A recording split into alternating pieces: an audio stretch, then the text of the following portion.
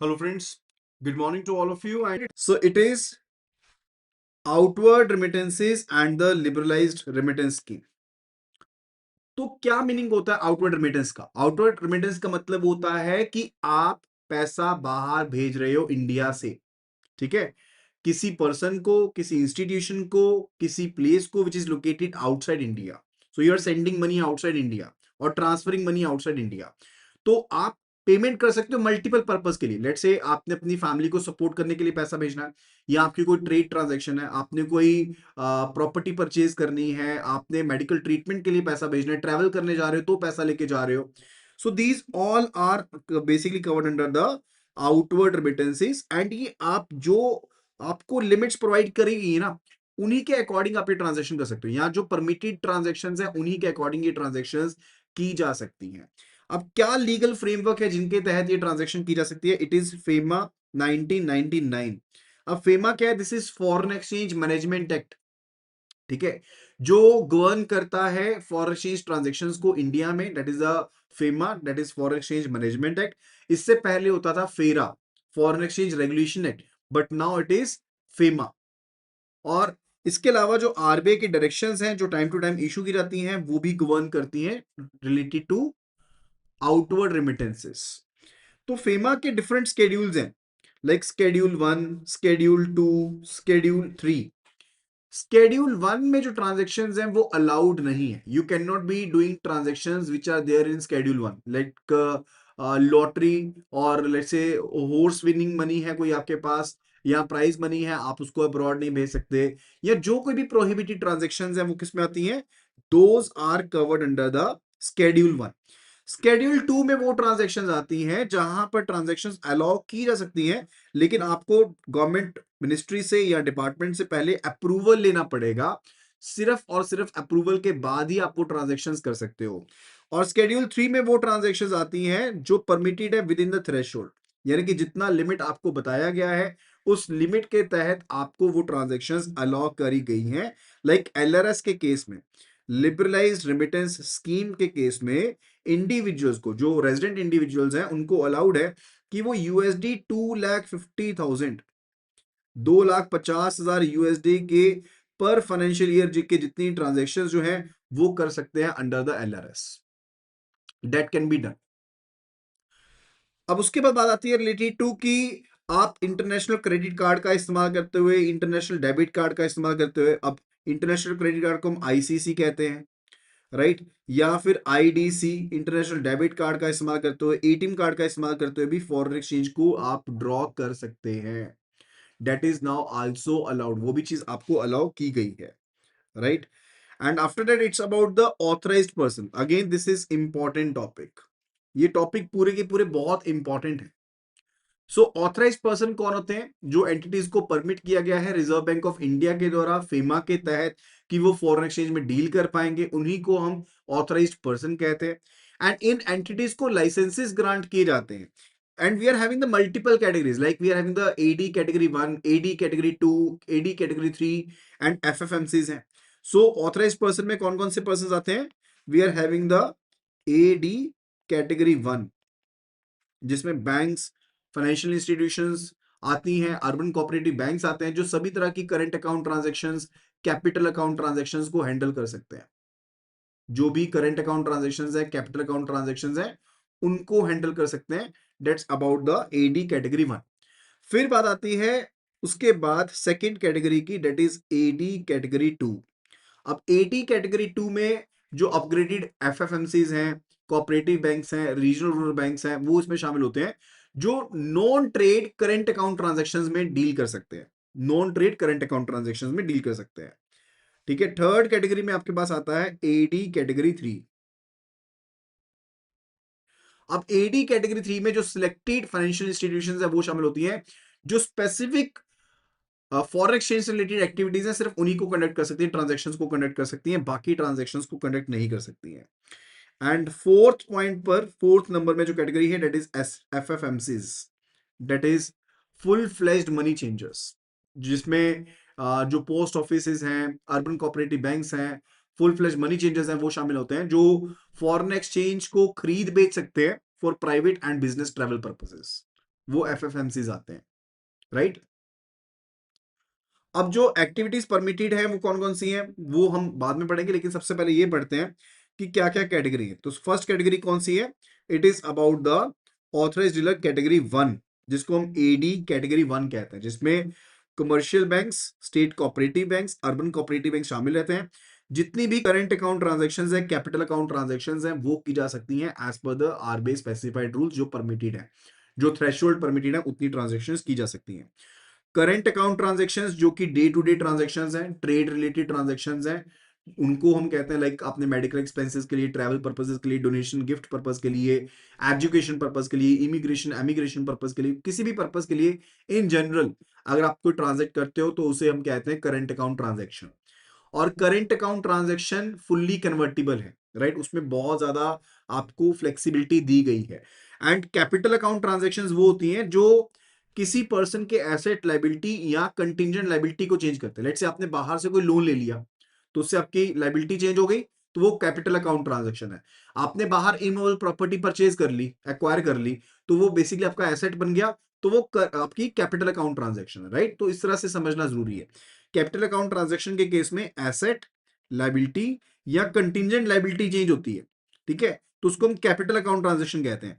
And जो transaction capital nature की है, राइट, उसके अलावा जो भी ट्रांजैक्शन होंगी वो सभी करंट अकाउंट नेचर में शामिल होती है।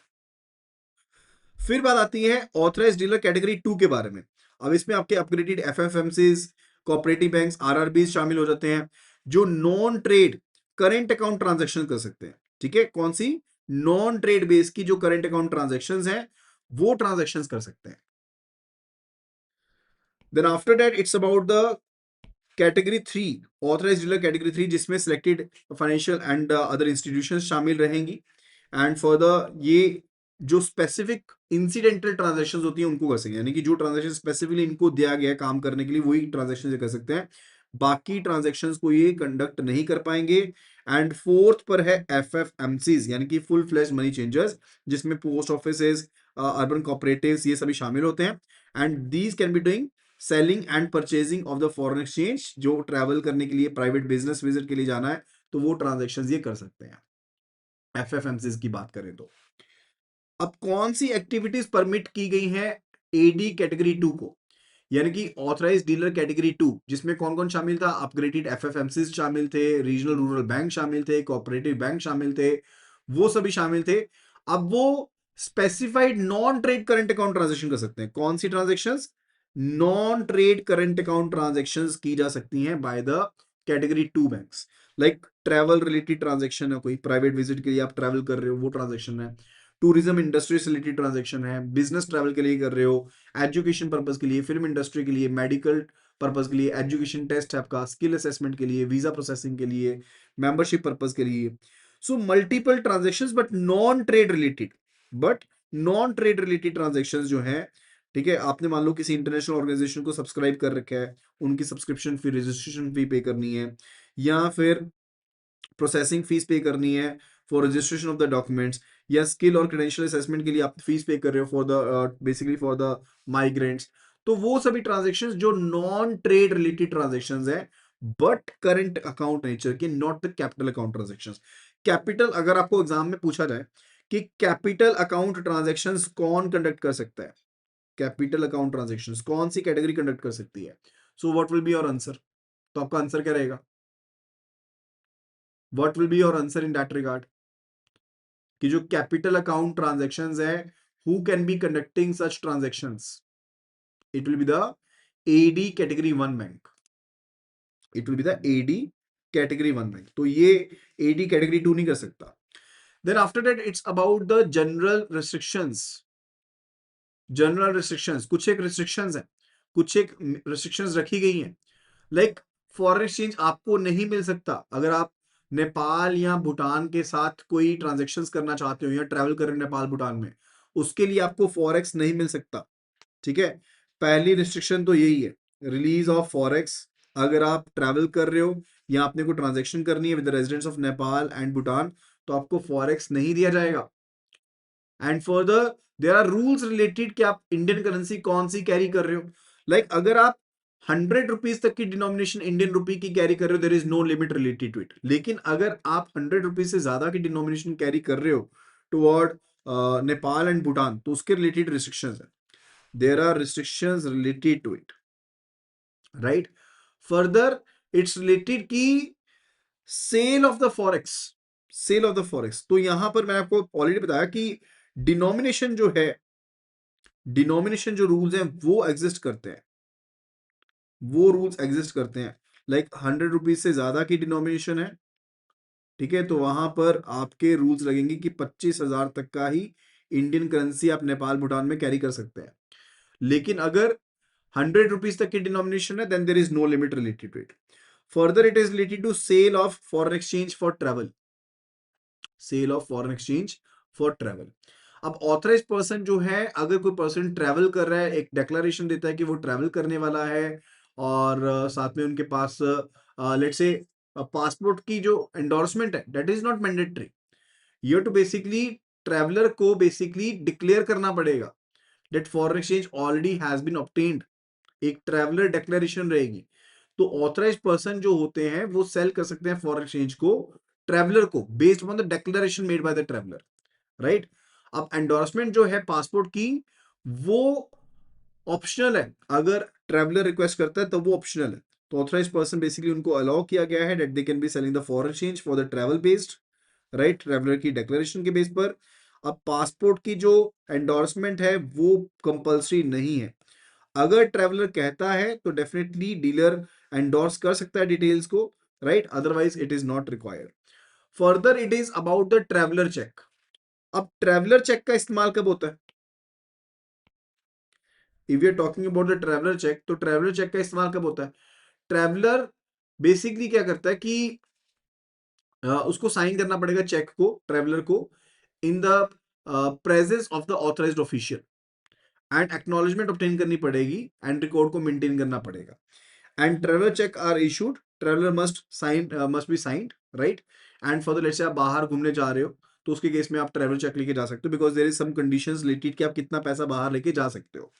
लाइक आप इंडिया से बाहर जा रहे हो तो आप यूएसडी 3000 के इक्विवेलेंट अमाउंट बाहर लेके जा सकते हो, इसके फॉरेन करेंसी के इक्विवेलेंट अमाउंट आप बाहर लेके जा सकते हो, इससे ज्यादा का अमाउंट लेके नहीं जा सकते। अगर आप इराक लिबिया जा रहे हो तो ये लिमिट यूएसडी 5000 की है, राइट। एंड अगर आप लेट से हज पिलग्रिम हो तो कोई लिमिट नहीं है, आप कितने भी करेंसी नोट्स बाहर लेके जा सकते हो, राइट। करेंसी नोट्स की बात कर रहा हूं मैं, करेंसी कॉइन्स एंड नोट्स की बात कर रहा हूं, ये लिमिट उनसे रिलेटेड है। लेकिन ट्रैवलर चेक के साथ आप अगर और पैसा लेके जाना चाहते हो तो ट्रैवलर चेक की फॉर्म में आप पैसा और बाहर लेके जा सकते हो, फॉरेन करेंसी नोट्स की फॉर्म में अलाउड नहीं है। अदरवाइज अलाउड है कि आप ट्रैवलर चेक के फॉर्म में लेके जा सकते हो, ठीक है। तो अगर ट्रैवलर चेक इशू किए जाते हैं तो ट्रैवलर को साइन करना पड़ेगा in presence of the authorised official, acknowledgement जो होगी that is to be kept on record. And एक स्पेशल केस बनता है, अगर मान लो जो चाइल्ड है वो ट्रैवल कर रहा है पेरेंट के पासपोर्ट के ऊपर, तो एंडोर्समेंट जो होगी that is made on the joint passport, that is made on the joint passport in that scenario. Clear with it? अब यहां पर लिमिट की बात करो, अगर इराक लिबिया जा रहे हो, जैसे मैंने आपको बताया था लिमिट कितनी है, 5000 यूएसडी की है, कितने करेंसी नोट्स आप बाहर लेके जा सकते हो, कॉइन्स बाहर लेके जा सकते हो।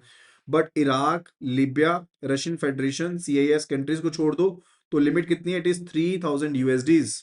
लाइक आई टोल्ड यू कि 3000 यूएसडी या इसके इक्विवेलेंट जो फॉरेन करेंसी है या करेंसी नोट्स है वो लेके जा सकते हो। अगर आप रिपब्लिक ऑफ ईरान या फिर जो रशियन फेडरेशन है वहां जा रहे हो, तो आप कितना भी पैसा फॉरेन करेंसी की फॉर्म में लेके जा सकते हो। अगर इराक लिबिया जा रहे हो तो 5000 यूएसडी जितना अमाउंट लेके जा सकते हो। अगर आप उमरा या फिर हज पिलग्रिम हो तो उसके केस में आप जितना चाहो उतना फॉरेन करेंसी लिमिट लेके जा सकते हो, जो भी स्पेसिफाई की गई है by the Haj Committee of India, by the Haj Committee of India. And after that it's about the form A2 and the basic documentation. अब फॉर्म A2 जो है दैट्स अ प्राइमरी एप्लीकेशन और declaration form है, जो कि foreign exchange transactions के लिए इस्तेमाल किया जाता है। अगर अपने फॉरेन एक्सचेंज को सेल करना है या उसकी रेमिटेंस करना है, उसके लिए फॉर्म A2 लगेगा, ठीक है। So it is mandatory for foreign exchange sale और द रेमिटेंस, राइट। तो फॉर्म A2 जो है वो एक एप्लीकेशन है, डेक्लेरेशन है फॉरेन एक्सचेंज के लिए। And what is the retention period for it? It is like 1 year. कम से कम 1 साल के लिए जो फॉर्म A2 आपने ऑब्टेन किया ना, एडी को इस फॉर्म A2 को कम से कम 1 साल के लिए अपने पास रिटेन करके रखना पड़ेगा। ऑथराइज डीलर को कम से कम 1 साल के लिए रिटेन करके रखना पड़ेगा। एंड ये कहां पर एप्लीकेबल रहेगा? लाइक अगर आप कोई रिमिटेंस कर रहे हो 25,000 यूएसडी तक की करंट अकाउंट के बेस के ऊपर, if you are doing any of the remittances on current account basis, current account transaction के बेसिस पर रेमिटेंस कर रहे हो, कितने अमाउंट की? 25,000 यूएसडी तक के अमाउंट की कर रहे हो, ठीक है, तो सिंप्लीफाइड डॉक्यूमेंटेशन एक्सेप्ट की जा सकती है। So in this scenario the simplified documentation can be accepted. तो उसके केस में सिंप्लीफाइड डॉक्यूमेंटेशन जो होगी वो एक्सेप्ट की जा सकती है। एप्लीकेंट का नाम दिया जाएगा, बेनिफिशियरी की डिटेल्स होगी, अमाउंट मेंशन होगा, पर्पस रहेगा, ये सभी डिटेल्स मेंशन रहती हैं। तो सिंप्लीफाइड फैसिलिटी सिर्फ और सिर्फ तभी एप्लीकेबल रहती है if the payment is done through the cheque या बैंक अकाउंट से होती है, ठीक है, या फिर डिमांड ड्राफ्ट के थ्रू होती है। तो उसके केस में सिंप्लीफाइड डॉक्यूमेंटेशन जो रहेगी दैट विल बी एप्लीकेबल। तो एप्लीकेंट की डिटेल्स, बेनिफिशियरी की डिटेल्स, अमाउंट, पर्पस, किस पर्पस के लिए भेज रहे हो, वो सब चीजें मेंशन रहेंगी अगर 25,000 यूएसडी की आप ट्रांजैक्शन कर रहे हो, उसके इक्विवेलेंट की ट्रांजैक्शन कर रहे हो, राइट। एंड ऑथराइज जो डीलर है वो बेसिकली एक डमी फॉर्म A2 प्रिपेयर करेगा स्टैटिस्टिकल रिपोर्टिंग पर्पसेस के लिए। एंड ये बेसिकली रिपोर्टिंग रिक्वायर्ड होती है बीओपी डाटा के लिए, BOP balance of payment data के लिए this reporting is required. Balance of payment data के लिए ये जो बेसिकली डमी A2 रहता है ये डिक्लेयर करना पड़ेगा, even for the case of the simplified जो आपका डाटा है, सिंप्लीफाइड बेसिकली रिपोर्टिंग है उसके लिए भी, सिंप्लीफाइड डॉक्यूमेंटेशन के लिए भी। सो बीओपी क्या होता है? Balance of payment. BOP is what? This is the balance of payment. Balance of payment basically systemic record होता है, सिस्टमेटिक एक रिकॉर्ड है जो भी इकोनॉमिक ट्रांजेक्शन्स की गई हैं एक कंट्री की दूसरी बाकी सभी कंट्रीज के साथ during the specified period.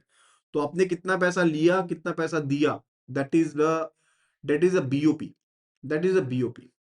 So total credits are always equal to total debits in case of BOP. तो या तो हमारी कंट्री में इनफ्लो ज्यादा होगा या हमारी कंट्री से आउटफ्लो ज्यादा होगा। सो इनफ्लो ज्यादा है तो विल बी सेइंग कि सरप्लस है, और अगर डेफिसिट है तो विल बी सेइंग कि भाई आपने आउटफ्लो ज्यादा किया है, राइट। तो ये सिनेरियो रहता है। Clear with it? And after that it's about the cultural tours. It's about the cultural tours. देखो कोई कल्चरल टूर है अब्रॉड, आप उसके लिए पैसा भेजना चाहते हो तो बेसिकली अलाउड है। अब वो बेसिकली अलाउड रहेगा अगर मिनिस्ट्री सैंक्शन करती है तो, and that is covered under what? ये किस में कवर हो जाएंगे ट्रांजैक्शंस? जहां कहीं भी आपको गवर्नमेंट का अप्रूवल चाहिए, मैंने आपको बताया था कौन सा शेड्यूल में कवर होंगी, जहां पर गवर्नमेंट डिपार्टमेंट का अप्रूवल चाहिए या गवर्नमेंट जो मिनिस्ट्री है उनका अप्रूवल चाहिए for the remittance purposes, those transactions are covered under which schedule? कौन से शेड्यूल में वो ट्रांजैक्शंस को कवर किया जाता है? Those are covered under the schedule 2। उन सभी ट्रांजैक्शन को स्केड्यूल 2 के अंदर कवर किया जाता है। Clear with it? अगर आपको ये वीडियो पसंद आई है तो जल्दी से जल्दी वीडियो को लाइक जरूर करें और वीडियो को शेयर जरूर करें अपने फ्रेंड्स के साथ, कलीग्स के साथ। एंड अगर आपको कंप्लीट पीडीएफ फाइल चाहिए तो सिंपली लिखो फॉरेक्स और उसे व्हाट्सएप कर दो टू द नंबर 8360944207 के ऊपर, and I will be sharing all the details with you. Thank you so much and see you again.